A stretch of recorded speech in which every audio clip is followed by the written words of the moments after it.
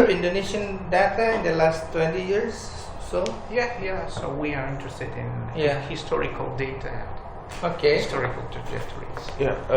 So we saw actually the data in the last 20 years, and actually, so the growth rate, economic growth rate, is actually any more correlated with with the oil rents, but so 20 years ago it was the case. So I mean now it is not highly correlated with oil rents, but now there are other minerals. So actually, so the so it's a resource endowment is diversified. So coal, Timber, and a so lot on. of natural gas, Okay. palm oil. So you do your homework. Okay, let me brief you. But I'm a chief economist here. Yep. I'm in charge in managing asset. And Yep. basically, what we concern about does this thing very practical is related to the exchange rate risk. You know, so I think not the only the GDP data, but you can see that you know, it should be correlated with the fact that Indonesian population very young, and we have problem in also politics, administration things. I do believe, to my conclusion, that Indonesia suffer what is called resource curse or the Dutch disease. And that's what the current administration tried to, what do you call it, to tame. Last night I met ministers saying that there's new economic policy focusing on try to filling the gap of this wealth inequality. Okay, but let me. How many hours do you have time here? So an hour. So An hour or so. Yeah. But I think, see, if you see, we have what makes this kind of study of Dutch disease or resource curse is compelling, because there's a research from the World Bank that Indonesia exposed to the risk of middle income trap. Yeah. 2030, and because very difficult, you can foster rapid growth if you don't change the situation. I mean, in the last 10 years, Indonesian economy developed less productive, meaning current account deficit from surpluses to deficit, the current account, less competitive, ratio of export to GDP declining, less efficient. If you see the margin of banks, I think huge regionally or globally, and less equal, the Gini ratio. The Gini ratio, I think prior to the, what do you call it, reformation era or decentralization, is around 30. Now it's about 41. Okay, but in my opinion, why this natural curse came in power? I think I have a chart there for you, very nice one, and I think you better depict the economic growth and Gini ratio, as well as the current account deficit. And if you can check, if you have CIC data in the last 10 years, there's 4 commodities that cause deficit. Okay. First is transportation vehicles, the cars, you know. And I think if you check the data, believe me, in the last 10 years, there's additional about 75 million cars. How big is Russian population? 140 million. 140, half of the Russian population then, yeah? Okay? This is the first commodity that pushed up our deficit. The second is oil. Oil. What makes this peculiar, because in the last, I think starting 2004, Indonesia no longer OPEC country. We are net imported. Yeah. Okay. The third is light steel. You know why light steel? For construction. Yes, I see. that's related to young population. Mhm. You know, family formation, Yeah, people yeah. create, but we have problem in, you know, we should develop that. And the fourth is chemical. Mhm. Why is chemical? Fertilizers. Not only that, construction, housing, even media. Even many. Media. In the printed thing, then you know, we have a lot of election, etc. People, you know, create posters and banners, etc. Okay, I see. okay. Yeah. So why we end up with deficit? Because we feel richer. Why feel richer? Because nature resource. That's the whole story of this. This is right. Okay, see, increased consumption, and then you need to Yes, keep it. increased consumption in imported goods. Yeah, yeah, Yeah. yeah. That and why this make it worse? Now let me show you what happened in Indonesia here. Yeah. Because if you this is yeah things you must differentiate.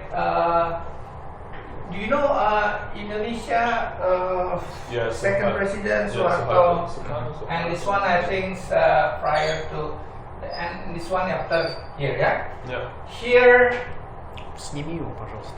authority, yeah. What do you call it? Very strong leaders. Here after this one, we have decentralization. They call it reform. I don't know in Russia. It's bit It's like reform, yeah. yes, in Gorbachev things and stuff like that. Yeah. Reform, yeah. But now it's decentralization. Когда повернется. Okay. Yeah. Here we do have OPEC. Not OPEC, oil embargo and things, etc. I think back 74 and 79. Remember when the price of you can take pictures. Yeah. Okay. Because this is related to the politics. Yeah. Okay. Yeah? Yeah. Here, when the oil price horrible at the time. I remember I'm in a primary school at the time. Yeah. You know how the government spend the money that will what they call it, influence or affect do we suffer from this so-called disease. You know how the government spend money here? Irrigation, fertilizer, plant, satellite, you know, a school. Food Good. sufficiency. That's right. That's I mean, let's give back to the people. I see. Okay. Okay. Now in here, too many kings. I see. Too many kings. Regional kings, yeah. Yeah. Then all this proceed of commodity booming. There's no such mechanism make it back to the society. I see. That's why. So are you a Yes. fan of Suharto? No, I'm not a friend of Suharto. I mean, this is the reality, something, you know, the evolution what has happened in Indonesia. And you find now there's a intensifying social tension. Oh, I see. I'm a fund manager, I should know this because this will affect my portfolio. Okay, the exchange rate risk, the growth. In this 80s or something, they built to increase productivity.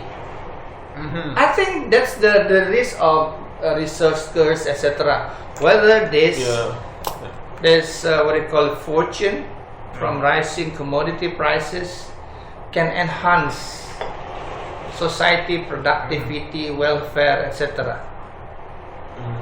Okay. But in terms of budget revenues, the dependence on oil that's and true. gas That's true. was higher in Suharto. Yeah, that's true. They call it original sin.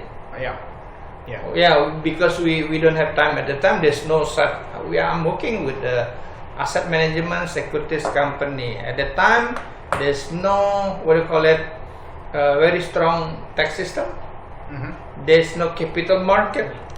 So when this, for example, oil prices plummeted, we end up with must borrow from the IMF things, etc. Okay. So it's how institution develop. Not only economics but politics. I think Indonesia provides a very good example how we should, manage our administration. That's why there is an administration. So I'm not Suharto or no. I'm also academic. I teach in university. Okay, I'm also chief economist here. So why it's happening? Because this is very complex interaction between the external condition, between domestic politics, the structure of the power. At the time, because our real challenge is poverty. When Suharto come into power, see this can help. There's natural resource because Indonesia is very rich for that. So when so it's how the government spend the money. That's make it important. At the time, even satellite is good for Indonesia to unify Indonesia. At the time, we among the few and developing economies that can enhance our connectivity, connection, communication.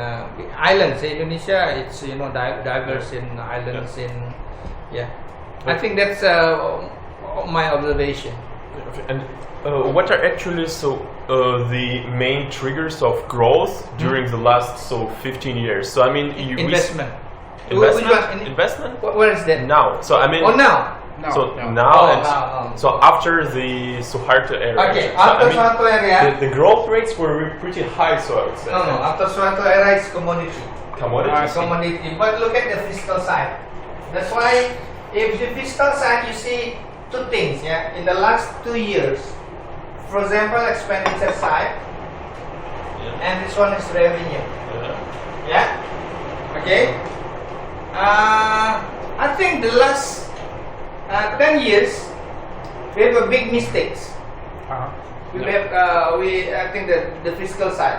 Here you have so-called routine expenditure and investment spending for the government. Here, I think I have the data. I can send you. It's the oil subsidy. Oil subsidy is too big. It is getting lower. So now. Okay. I do that. 10 years. Yes. Okay. Look at this. I think I have a nice picture for you. Showing you, if you want to, this is for also in English. This is my investment strategy. Look at this. Look at this. The red one, under previous administration, the oil subsidy is about 305 trillion. The red one, huge. And this is infrastructure. And in terms of GDP? Oh, in GDP, you can divide our GDP about GDP in dollars. It's around 900 billion. Okay. Indonesia GDP. You can check in the Bloomberg. Okay, but in the rupiah, but it's about 35% of the budget. On GDP, I can find it for you, but huge. And look at this. This is the infrastructures. Okay. Under recent government and recent administration, condition change. That's why in the expenditure side, you see that they cut, they trim, the subsidy. The subsidy, and this is for infrastructure. That's why we have a new toll road, new MRTs, new ports, etc. And this one is spending for education, pendidikan, and this one is kesehatan is health. Okay, Yeah. that's the reform in the last 2 years. So it's like exchange between energy subsidy, That's right. They call infrastructure. it more productive in Indonesia. Yeah. It's the quality of spending improved with the additional productive spending. They call it. Okay. Yep. Productivity will dictate whether we will suffer that disease or not. Okay. And if you subsidize wrongly at the time, because there's no system, you subsidize here the oil, the petrol, not the people that cannot afford the petrol. Naturally, because The system, you need a very strong system, right? So the recent administration, they set up a card system. Yeah, they call kartu. Yeah, card system. Targeted You subsidies. Try to improve the focus of the subsidy. So from commodity base to people base. maybe it's even better to monetize subsidies. No, I mean you need a system, and you don't have a rocket scientist. No, If you subsidize oil, Yeah. and the worst part is Indonesia oil importer. Yep. Criminal can smuggle this oil. That's endangers, and also that's make people buying Yes. bigger car. I know it. I've been to Venezuela. Yeah. You know, they have very, very cheap gasoline. Yeah. So they just buy it and transfer to Colombia. Yeah. So it's the same for Nigeria. So it's Yeah. the case. Yeah, okay. So the next reform in the revenue side. That's why the last year we have tax amnesty program. Okay, Indonesia, for example, land acquisition disparity. Now I tell you, Indonesia could be another Brexit and Trump going forward. Be very careful. So your research is very important. How Indonesia can diffuse this social tension, etc. if we cannot improve this. And is this social tension connected to regional inequality? Yeah, could be.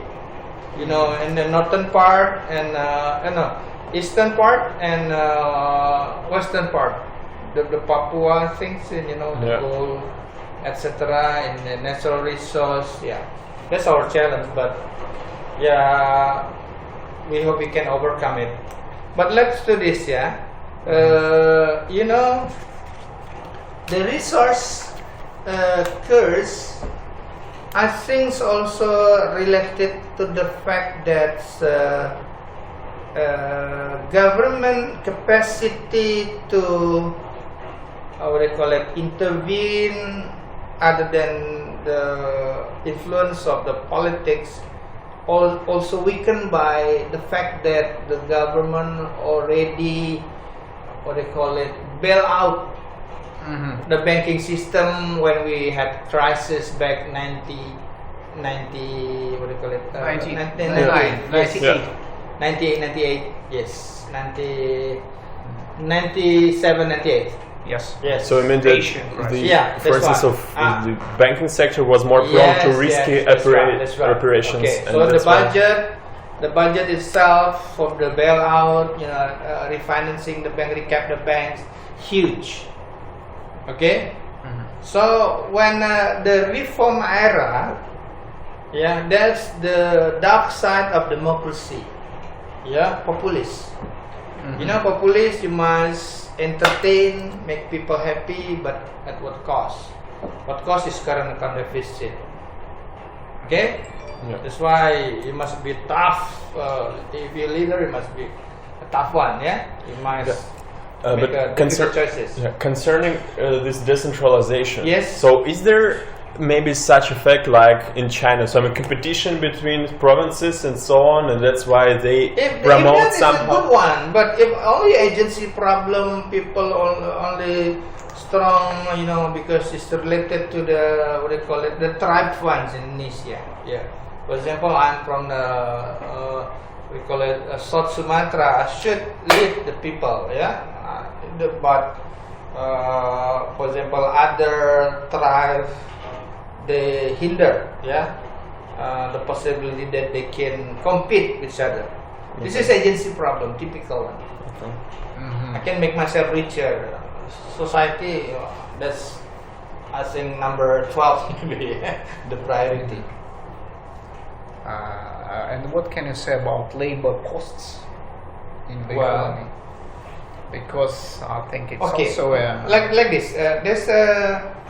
There's I don't know to put it in a perspective, but you know, in the previous area of Suharto at the time, we have what's called training facilities to harness the skill of the labor, and to finance that. That's the proceed of, I don't know, some kind of levies or tax, you know, from the foreign workers at the time. Yeah. It works. Yeah, I mean, education, etc. You need to enhance with the training. You cannot expect somebody just graduated from the high school can ready enter the labor market. Okay, you need training to make it fit with the demand requirement from the business sectors. At that time, Suharto very, very, very tough. When Suharto fell down, people hate him, and sometimes people forget, you know, the system. If a good one, even that's from the bad guy or etc. Yeah, I think you should endure this. You know, preserve that system. Okay, that's what I see. You know, because if you don't focus really to you know, strengthening your competitiveness, your productivity, yeah, just people enjoy this commodity boom and forget. and relax. Yeah, relax. Yeah, I think that's right. That's why we quite bad in math. Yeah, that's why I send my kid to Germany, you know, study there. And where, just off the record, where does he study? So in what city? Well, it's small cities, but I pick the cities that small community Indonesian. So let's mingle, you know. So I'm actually in Germany now too. So I mean, yeah. in Berlin. Yeah, I mean, Germany is current account surpluses, right? 8% GDP, while Indonesia current account deficit 2% GDP. I think this different animal. I said you should go to the better one. Okay. So and what are today's so growth triggers? Growth triggers of is today. consumption, because it's two things, yeah. Consumption related to demography and urbanization. That's all. Yeah, Indonesian what do you call it? Median of age is 28 years. Yeah. Yeah. And about 37% of our population is below 20. That's what we call it spender group. That's why if you invest in Indonesia, yeah, never ignore consumer sector, consumer stock. Yeah. You check Unilever, yeah. If you invest in Unilever, the last 10 years on annualized average, maybe 35%. Yeah, make money. I see. Yeah. Okay, demography and urbanization. Yeah. Urbanization, and with this improvement in what do you call it, infrastructure, you know, we can expect the value of property increase, so people buy property, build houses, etc. Young population, yeah. Yeah, young people. Because young population, for example, a lot of that's underscore, for example, telco industry. Yeah, related also to the what do you call it, custom. Yeah, in Indonesia like to talk, yeah, to chat. That's why the Facebook, that's good for telco industry. Yeah. Yeah. So back to here, it is what do you call it? Indonesia. It's just like other emerging countries in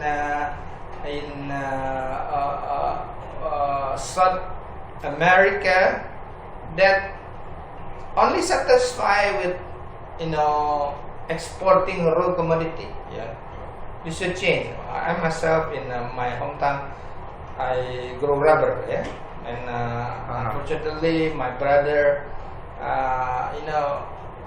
feel the easy way. Just tap the rubber, and you get a rubber, the glue, yeah, and sell it. Yeah, not to create, for example, this for shoe, etc. Yeah.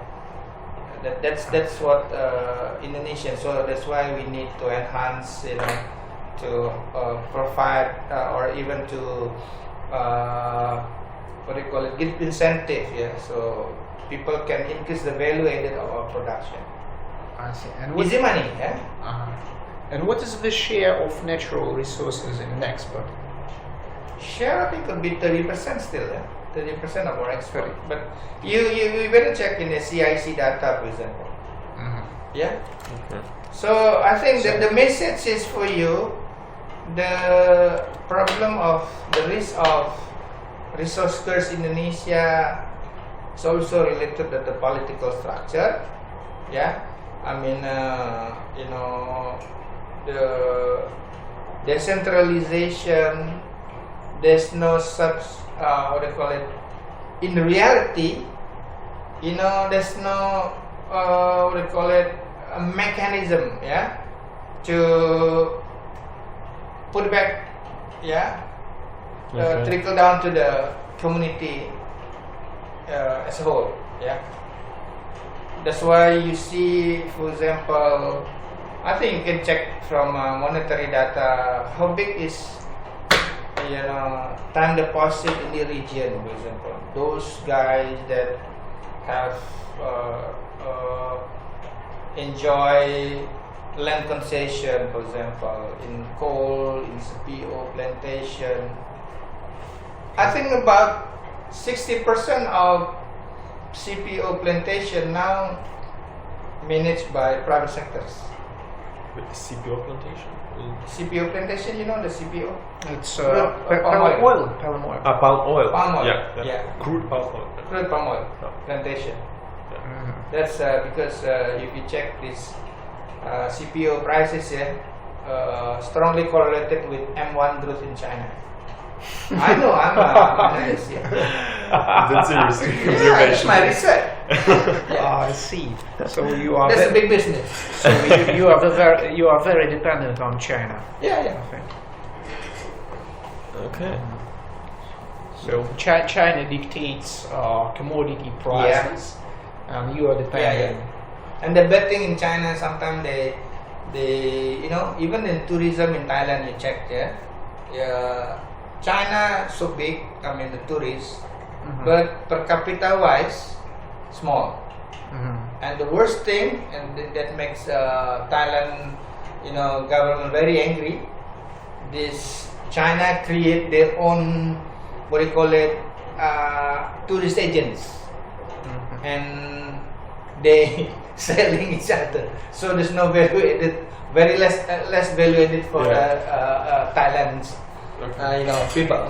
But China is overheated now, so maybe it's some kind of risk for Indonesian economy because China is suffering But from M1 growth suffering. 20% there. Yeah, but it's No. The problem is China. We worry if there, what do you call it, deflation in China. Deflation China bad for commodity prices. But I think in the last 2 years they increased the deficit to GDP. Also they cut rates, they cut reserve requirements. So M1 growth, basically super Keynesian what they did in China. That's why see last year commodity price start to stabilize or increase. So from the strategic perspective, I tell my client riding commodity gain. And what is your opinion about the sustainability of Chinese growth? Well, China slower growth in China, that's part of stability. because they know they should rebalance the economy Yeah, from yeah, export, investment-led growth to the domestic consumption and services. Yeah. Yes. So here, in my perspective, I never ask how fast China grew, but I ask how they grew. Yes, by creating debt. No, it's okay. They spend money because they have a lot of reserve. No, what we don't like, I think, most of the time, that if they don't spend, they bet for us. Just like the US, let them spend so we can export. Yeah. Any other question? Yeah, basically I'm trying to add maybe some flavor. I don't know, maybe you already asked some pundit here in Indonesia, but in my perspective, we experience resource curse. This is because related to the ability of the government, to intervene. Maybe that's related also to the bad quality of administration, or the budget itself to finance bank recapitalization in the past, as well as related to the decentralization, where the power of central government to provinces to take a burden of, for example, subsidy, etc. Because subsidy, bear by central government, not local government. Yeah. So understanding how this fiscal situation in Indonesia is very important, or to evaluate whether Indonesia can suffer or can overcome by this kind of resource curse. That this is a phenomenon. But your view about current reform is positive. Positive. Look at the spending side, Yeah. and revenue side, and actually I'm with the third one. The third one is future liability related to aging society, etc. So people, the government should, for example, promote pension fund scheme, compulsory one, start small. At least that's what happened in the US, right? This baby boomer, retirement of baby boomer, and in sudden, you have Obamacare, etc. But I think Indonesia should also learn. So are you optimistic about the future of the economy? Optimistic because we try to avoid the past mistake, populist politics in the past. Populist politics. In the past 15 years or No. Don't fix me. I'll show you this. This is my, we call it micro map. I hope you like this map. This is my map. Look at this. External, global, regional dynamics, domestic economic changes and responses, impact, outlook, strategy, guideline. What we don't like here, current account deficit. Why current account deficit? Because that can influence exchange rate risk. Yeah. Why this current account deficit? Look at oil deficit. I can show you this presentation. You have iPad, right? The iPhone. I can share you. Okay. Can you open the airdrop? Everyone. Yeah. Oh, you're not taking airdrop. You have airdrop? Yeah, airdrop. Yeah. Airdrop you open to everyone and I'll send it to you. Okay. And do you have some papers in English? English. This is English. I see, but some papers, I mean. Oh no, not papers. No papers. I'm not economist. I'm a fund manager. Okay. Well. But you're teaching macroeconomics. Yes. So No. You put your email here. Okay.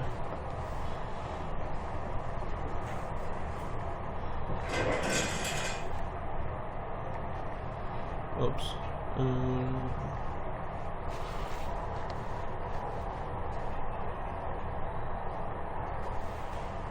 Yeah. Okay. Thank you. This is title of my Okay, we have TCW, it's Los Angeles based. Okay, Yeah. and this is withstanding Trump reflation. Yeah. Yeah. It's great. Okay, so that's because this is part of my interest actually. Resource curse, for me, very practical. Resource curse meaning exchange rate risk, current account deficit, I see. and debt, because the government should issue debts to fund deficit, supply risk. A very pragmatic one, yeah. So maybe this bad politics was caused by side effects of democracy. Yeah, Indonesia actually is not democracy in our principle. It's representation. But this easy money coming from commodity boom, the owner can buy votes. That's what I don't like. Yeah, this happen everywhere in the world, right? So this is our, but in Bahasa, why I quite optimistic with the new administration. This is my report. Better admin, higher gain. And this is in part by story of Joseph in the Old Testament and the Quran. Put it We know additionally that so the taxation is going to be better. So the taxation system is going to be better. So it's improving. Better. They will simplify. They will more competitive someday. Why? Because, like for example, a third party fund in our banking system compared to GDP. Third fund meaning deposit, term deposit, etc. Divided by term deposit is less than 40%. One in Singapore is 130% GDP. Why? Because they pay cheaper tax in Singapore. Here, myself, I pay 30%. If they can cut it to 20%, and we have better business environment here, you see. And what is the share of shadow economy in? Nobody knows. Shadow economy in Indonesia, they call it informal sector. Yes. It's huge. That absorb employment, etc. I'm not expert on that. Okay. But it's huge, so Huge. But But regionally, some estimate. Well, like this. The declaration of tax, domestic declaration, it's about 60% of GDP.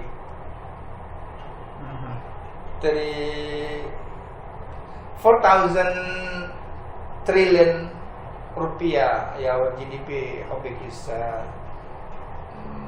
I don't know. Maybe it's quite big. Maybe could be around 30 to 40%. And in terms of employment, Huge. huge. Sometimes we must, define what is informal sectors. It's very difficult. Yes. For example, not paying taxes. Yeah, of course. Yeah, that's why the government should, they call it, how to,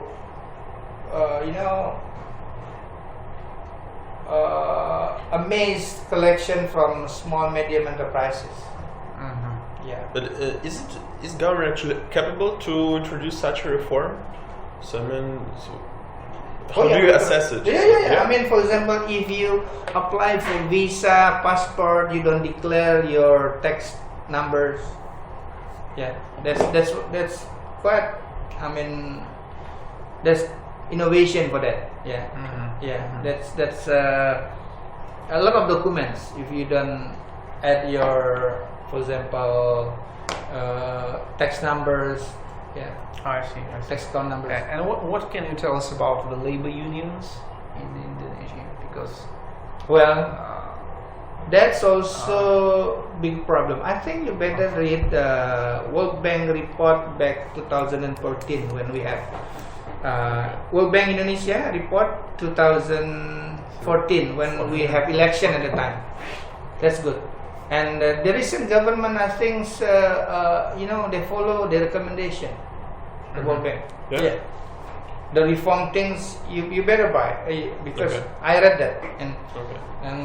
Minister of Finance was the second, Yeah. rank in formerly in the World Bank. Okay. Yeah. And all the reform things they provide here, the World Bank. Related to the labor, etc. Yeah, I think the real problem in Indonesia, how to justify increase in wages with productivity. Yeah, so they come up with a lot of solutions. For example, try to reduce cost of living. Cost of living usually related to the housing, transportation costs, health costs.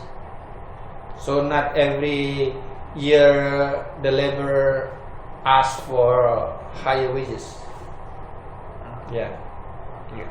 So that's why the recent administration, for example, with the social security, social security, the Jamsostek, BPJS. If you familiar with, we have two social securities bodies, in labor and the health. Try to build houses not far from the factory, for example, because it's cheaper for them to go to the factory. So I think transportation costs huge in labor salary. Okay. You mean that these two agencies, so Agencies, agencies yes. care about that? So I Oh mean, yeah. They compulsory now, mandatory. I think the last 2 years. okay, Yeah. okay, A lot of reform actually is a good one, but is gradual one. I mean, like for example, labor. Yeah, labor is for example to help people prepare for their retirement age. Yeah, compulsory, mandatory, small one. For example, for me here in my office, I must allocate 3% of my salary, and my employee, contribute 8%. Yeah. okay. And is Indonesia competitive comparing to other Eastern Asian countries? Well, define competitiveness. If real effective exchange rate is still competitive, but wage, there's no measurement for that. Yes, Unfortunately. So according to wage, No. labor cost. No. I don't. You must compare with the productivity. Yeah. Low cost, low productivity. In Germany, I think Germany one labor productivity. You pay high wages, but you can deliver, High value added goods. Yeah, that's Yes, right. but- That's right. Yeah. They have the biggest actually. So the profit. How's it called?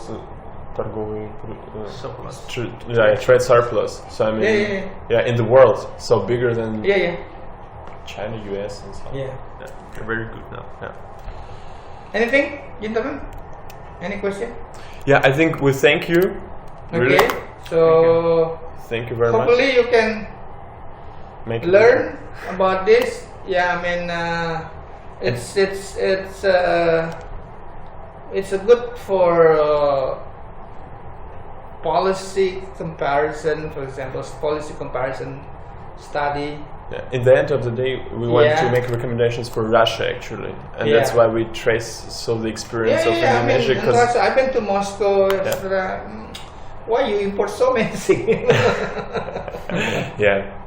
So, I mean, yes. that productivity is very important. I mean, how you return back.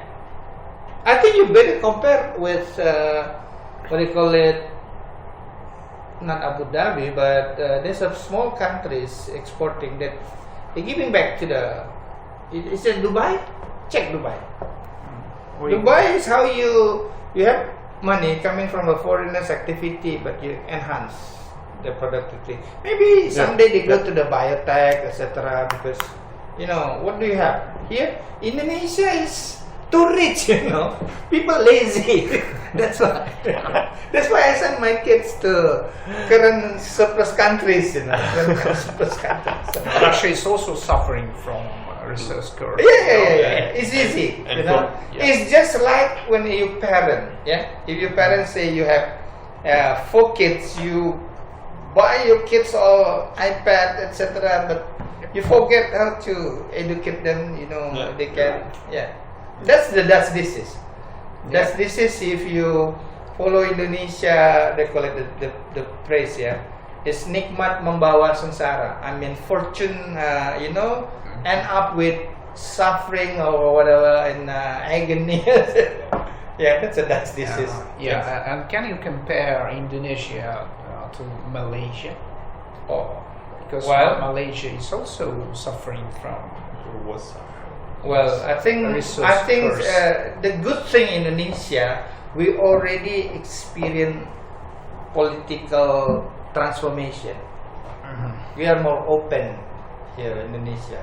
If you compare to Malaysia, do you include Malaysia in your research? No. Yeah, but Malaysia, the government is more, what do you call it, pragmatic, and they will. For example, the good thing of them is very targeted, pragmatic. For example, like this, related to the Sharia development, Sharia industry development. In Malaysia, the Sharia board under the central bank, very pragmatic. Yeah, I mean, if they want to develop this program, it's easier for them. But Indonesia, we choose Middle East pattern. I mean, the Bank Indonesia and Sharia board different, what they call it, institution, not in the same umbrella. So they should cooperate with each other, but sometimes clash. So that's why the progress of Sharia industry much better much progress in Malaysia. So it's already related to how we develop build the institutional setting. Yeah. It's a kind of institutional Dutch disease. Institution development.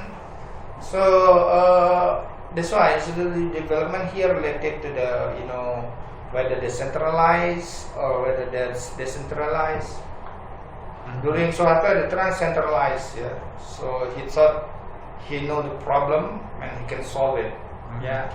But now NATO. Too much talk. No action. Yeah.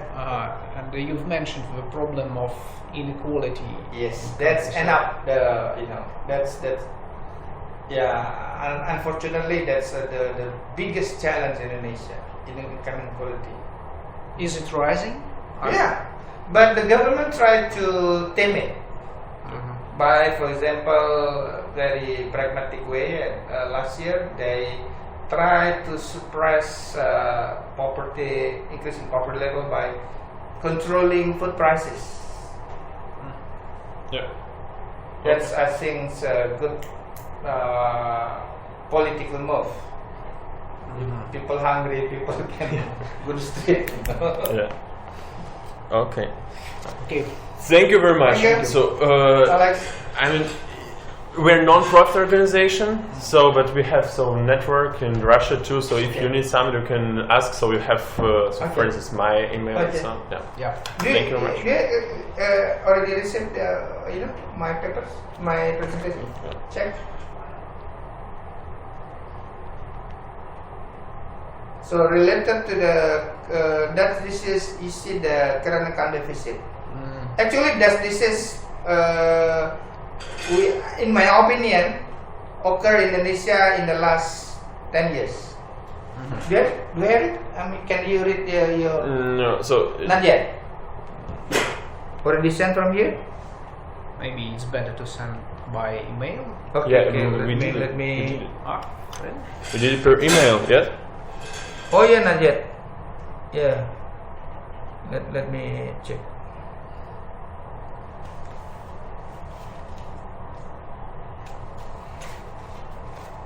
Ah, No. No, not yet. Here. It's okay. Let me. This is your email, right? So I can Yeah. send for my other terminals. Yeah. This is it's right, right? right. Yeah. Okay. You can email this my email address. Yep. My Okay. Yep. business card. Thank you. Okay, gentlemen. Thank you.